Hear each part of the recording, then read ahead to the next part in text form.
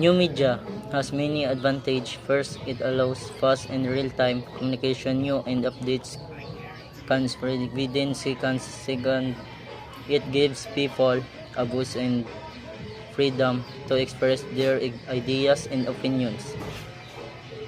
It supports education through online learning platforms, digital libraries, and virtual classrooms.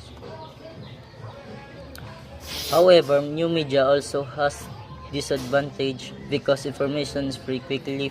Fake news and misinformation can also spread easily. There are also issues like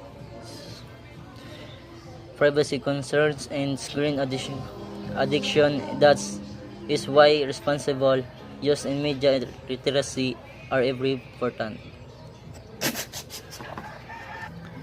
In conclusion, new media plays a powerful role in today's digital world. When used wisely, it helps people connect, learn, and stay informed. Thank you. Media convergence.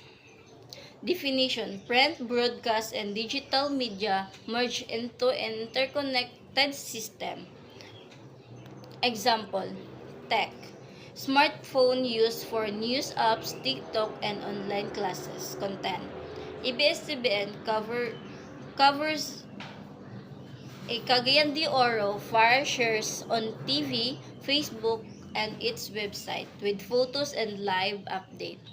Industrial Philippine Daily Inquiry runs print edition, mobile app, and YouTube show. PH content. 70% Filipino get news via social media.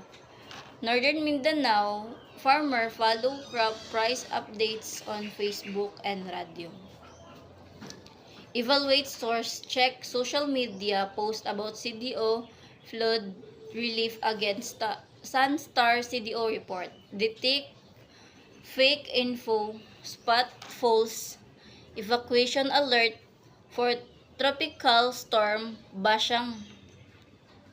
Share on WhatsApp, protect privacy, use phone settings to block apps from sharing location data. Share ethically, report a Rappler Mindanao disaster video only with proper credit.